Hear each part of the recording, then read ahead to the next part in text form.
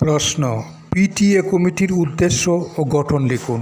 উত্তর, parents teachers association PTA কমিটির উদ্দেশ্য: ১.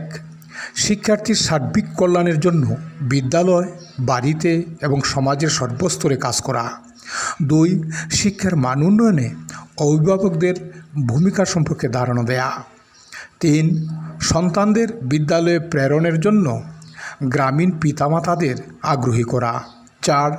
বিদ্যালয় ও অভিভাবকদের সুসম্পর্ক গড়ে তোলা। ৫. বিদ্যালয় উন্নয়নে স্থানীয় সম্পদ সংগ্রহ ও ব্যবহার করার মাধ্যমে বিদ্যালয়ের উন্নয়ন করা।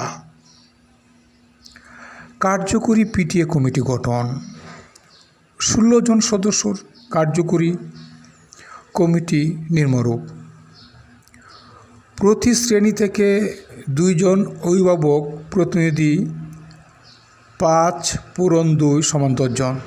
প্রতি শ্রেণী থেকে একজন শিক্ষক, ১+৫ = ৫ জন। ব্যবস্থাপনা কমিটির মনোনীত অভিভাবক